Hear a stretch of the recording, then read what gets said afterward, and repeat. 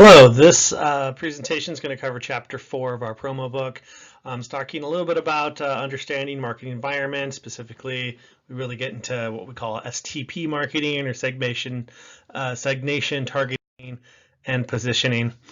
So today, once again, talking about STP there, talking about target segments, what they are, how we choose them, a little bit about that, what makes a good target segment as well. And then we start talking about how we're going to position our product. How are we going to get it in front of the people what we want to see, the target markets, and what makes a value proposition. So what are we trying to sell them? How are we trying to sell them that? So start off with STP once again, segmenting, targeting, and positioning. It's the idea. Oftentimes you hear this called the sales funnel as too. It's this idea that we're trying to take what is maybe a really large population, and if we market to a large population, we don't get, it's not cost effective because there's a lot of people in that population that may not want our product. So we start whittling it down and we try and get messaging just to the people that's going to buy our product, or our target market, the people we think that is most likely to buy our product. Doesn't mean everything's going to be successful. It just makes the most efficient use of our marketing dollars, of our advertising dollars to help grow our company. Visually, it kind of looks like this, right? So we start up on the left there in the blue arrow, segmenting, talking about, we have 3 different groups. You can kind of see it. There's kids in there. There's, kind of some adults in the middle, and maybe you have some workers on the right. So for whatever product we're talking about, for this example, we've made the decision that we're going to target to them in the middle, maybe the kind of the trendy people, or the middle-aged people in the middle, and you kind of see them highlighted there in the targeting arrow. And then we get to positioning. So positioning, we've gone down from big group, target a group. Now, how are we going to deliver our message to that group? And that's how we're going to position it, how we're going to position our product for that target market. Once again, a target market is just going to be who's buying our product. So if you're working in marketing for a company, it's one of the first things you want to do. Do a little bit of market research. Try and find out things about your customers. Who are they? How old are they? What do they like? And we'll get to kind of some of those characteristics here in a second as well. So here's something Estee Lauder did, that we have a lot of different segments out there, right? And some targets, and a lot of different targets out there. And in the makeup category here, not all the targets are the same. Maybe you have different people that are looking for different styles. Maybe you have different age groups. Well, what they've done is they've actually split their category. So they've split their product lines, and each product line may has a very unique target that it might be going to, right? Estee Lauder, conservative values, upscale taste. That's what they're kind of positioning their product as. Bobbi Brown, working moms, career oriented, right? You can go through the list. They have different product lines that are set for different, for positioning and targeting different audiences. So this is a pretty common tactic. I mean, think about your favorite brand, right? Even talk about maybe Coke. Why does Coke have different products in their line? Well, let's go to different tastes, right? What people want. So you want to have something for what people want, and then you want to market that individual product to people that are just looking for your item. So segmentation. So we start off with the big group, right? So when we start trying to break that down a little bit, there's lots of different things that we can do. We can use, the very, very basic is commitment level. Like, who are our heavy users? Who are the people that use our product a lot, right? So, think about whatever company it is, right? It could be, we'll talk about Nike here in a little bit, right? Nike, they may, runners, right? Runners are going to use their product more than maybe the business person. Business person's wearing usually not Nike shoes, so usually some sort of dress shoes. So that how often they're interacting with the product could play a role in that.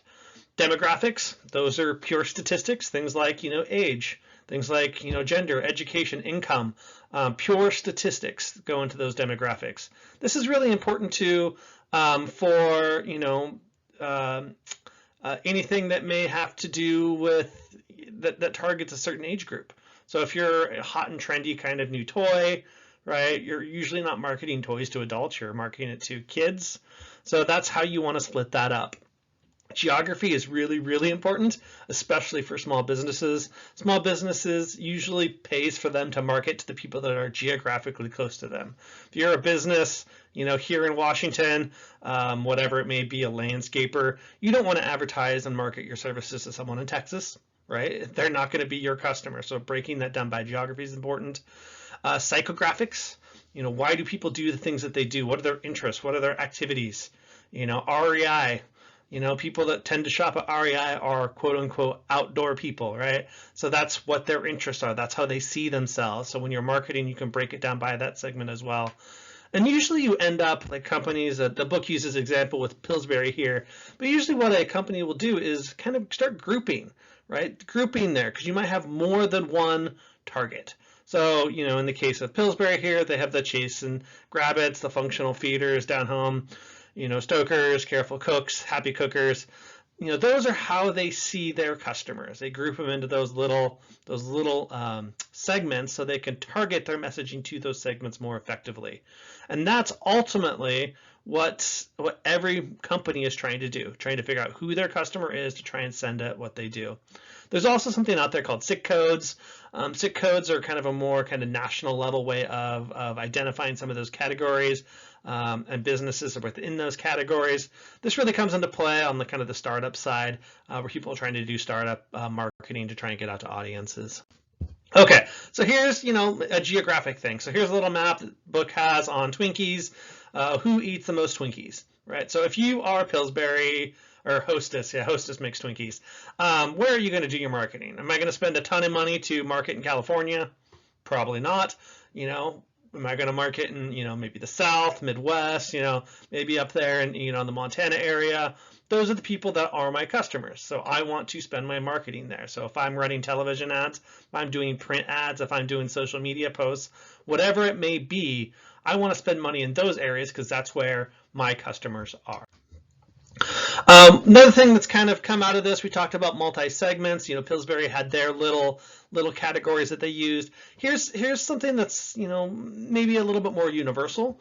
It's trying to break an audience down by high resources, low resources. What do they have? Do they have lots of money? Do they not have lots of money, or lots of power, or not lots of power? And their motivations. So what resources do they have versus what motivations? And it breaks it down into 8 different categories here, right? So if your ideals, is driving the motivator, high resources, that would be categorized as a thinker, low resources, maybe a believer. You can kind of go through this. If you see those high resources at the very top, innovators, these are the people that, Apple, that every time there's a new iPhone, they're the ones that have resources, they can go out there and do it. They want the motivation, they want the achievement, they want the self-expression that comes along with it. So they're the first people that are waiting in line to get what they need. Low resource people, right? They don't need that. They're out there, they call them survivors here, but really it's people that are, maybe a little bit more low key. So if you think about just as this, as you start going towards the top too, that's where marketers want to, tend to focus a lot of their efforts. If you think of high resource people, those are people that tend to have more money. So marketing may be a more discretional income, we'll call it that way. So marketing to them tends to be a little bit more effective, right? Innovators, Apple iPhone, people go out every few years and spend $1,000 on a new phone. Well, survivors aren't going to do that. They're going to rock their old flip phone from a decade ago. So targeting. So now that we have those big segments, we kind of broken it down. So we're going to look at what segments are going to be most important to us. And we've kind of seen this like with the Estee Lauder example, where they, have kind of identified their product lines and how it's going to go, how they're going to, place their products inside those lines. Then you want to look at that. What about that segment is important? Is the segment even big enough to make this whole thing worthwhile? A lot of times with very, very specific products, that might not be the case. If your segment is only a few customers, well, it might not be worth really targeting to them because you might not be able to do it. But there's also all these little niche markets. So, a lot of small businesses do serve these little niche markets where, that you provide a particular product or a particular service, and, maybe just having that product or service is enough to support some sort of living. It's only that when competition enters these markets that you tend to have a problem, because they're usually not big enough to withstand a lot of different players. It's usually one or maybe one or two players inside of a niche market that keeps it going. So once you understand those targets, now you want to start moving your product around, or call it positioning our product. So we start talking about the things that are important to our product and why those people should buy, why that target market should buy our product. There's lots of different ways we can do this. We could talk about benefits. You see this all the time. Think about anything you ever see. There's always a bulleted list somewhere of these are the features and benefits of the product that make it worthwhile to you, right? So those are, pretty handy. One thing I do want to say, though, is most people don't know there is a big difference between features and benefits. Features, most of the time, are you can think of them as almost statistics, right? Something, if it's 3 inches long or if it's red, that's a feature of a thing. It's a very defined portion of that item or that service. But benefits are something a little bit more tricky. So benefits are actually, what do they provide me? Things like, why do I have a dishwasher? Well, a dishwasher saves me an hour every night from having to wash dishes. That is a benefit to me. A feature of that dishwasher is it may be stainless steel. It may be black. It may have a drying rack, whatever it may be. Bulleted feature, benefit is something that really helps me. So also, target those users. So what are those users positioning? Once again, I don't want to advertise to people that aren't using my product, right? So I'm going to position to the people that are using my product. And what happens a lot too is you also position your product directly against someone.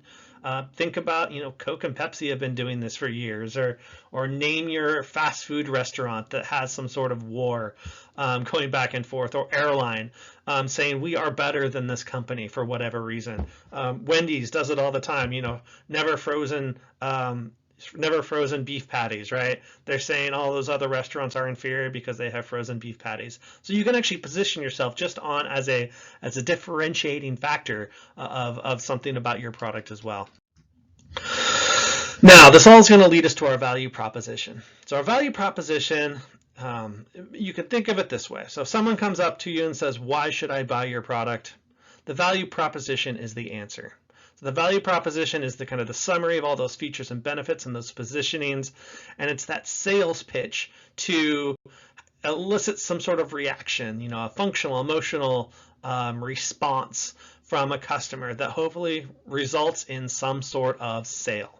So here's a couple examples. McDonald's value proposition, they put themselves out there as, hamburgers, fries, quick service, right? McDonald's, you think drive-through, you think fast. That's what they are. Growing up for me, McDonald's was play areas and Happy Meals. So that's a different value prop for a kid versus maybe an adult. Adults going there because they have a half-hour lunch and they need to get something on the go and it tastes good. Kid may be going there for the play area and the Happy Meal. So there's different, we talk about those different targets. They can also have different value props and different segmentation or different positions as well. Here's another one, Nike, right? So Nike, they may have some sort of performance characteristic. It's not Nike, but actually I just started wearing a pair of running shoes from a company called Hoka One One. Never heard of them before until a few months ago. Having some feet issues, was talking to my doctor, and he said, oh, maybe you could try these. They have better arch support. So it was a, arch support reason that, I'd always worn actually Brooks in my life up until, the last few years. And then I tried this other shoe and they seem to help. So there's a functional, it does elicit an emotional response in me too when it's my, my kind of, or makes me feel bad or feel good. But also just think of the, you have the My brand here. I just mentioned Brooks, right? I've been having Brooks for years. It's what I've been wearing. And it's hard to break that, right? Growing up, I always loved Nike clothes. And that's for some reason about, 5, 6, 7 years ago, I started wearing Under Armour clothes. Well, what made me do that? What triggered that? That's something that, marketers really want to figure out so they can start leveraging that. They can leverage that in the target and the position of how they're doing their marketing. Also, just think about, self-expression. So why do people buy things? Sometimes it's because it makes them look cool. Growing up, when I was a kid, I'll have to date myself, but it was starter jackets, right? People had starter jackets that they wore, if you even know what a starter jacket is. But just think of the things that you buy because it's what your peers want, or it's popular or hot right now, right? A lot of times this goes into fads too. I think of maybe fidget spinners of a couple years ago, that these come along and you buy them because you're trying to show something about yourself. Why people dress the way they do, why they do the way they do, is a lot of times tied to that self-expression. So value prop, and it can go much farther than just the outward appearance too. This is a little thing that's in the book about Disney. We all think Disney, we have our own ideas of what Disney is. We think of obviously the mouse, we think of Disneyland, we think of maybe Marvel or Star Wars movie and all those kind of things, and those are part of Disney and part of Disney's brands as well. But they also, they're a kid-centered company. And here's a little thing that Disney's done, that they're trying to promote healthy eating. I don't know if anyone's gone to Disneyland recently, but when you go to Disneyland, even on the menu at every single restaurant, they actually have, I think it's like the Disney fresh pick meal. So all the kids meals are labeled and marked in a way that's saying these are going to be healthy options. Basically, they make you pick between, okay, here's the healthy option for your kid, and here's the non-healthy option for your kid. So when you get the non-healthy option kid, you feel bad about yourself knowing that Disney offered me something better, but that's a whole nother side subject. But here's something that about part of their value proposition is kids. We want to treat kids right. So here's something we're going to do the little ways we can to offer some sort of health benefit in the food that we may offer. Finally, it's going to kind of put all this together. So it's the Thorson and Moore, the planning triangle. Really what this is, it's a way to kind of implement and make sure that you're not forgetting what you're doing. So identify, specify, and select. So what it actually looks like is this. So it's a triangle, right? Identify the target profile. So we have at the top here that this is the segment I am trying to get and how I'm, that's the most important to me. In the lower left, we have consolidate brands value proposition. Right, so we know who our customers are. Now we're going to try and come up with our sales pitch, right? So this is why that customer base would want it. And now we have to figure out how we're going to get our message to them. So our persuasion tool. This could be things from door-to-door salesmen. It could be online advertising, print media advertising. It could be radio. It could be magazines, or whatever it is. And then that's going to connect back up to, hopefully, if it's done right, to our target profiles. Because this is actually should be a never-ending kind of loop here. That, okay, we want to figure out who identify our customers are, how we're going to sell to them, and how we're going to get that message to them. And in the process of getting that message to them, we want to try and also get feedback.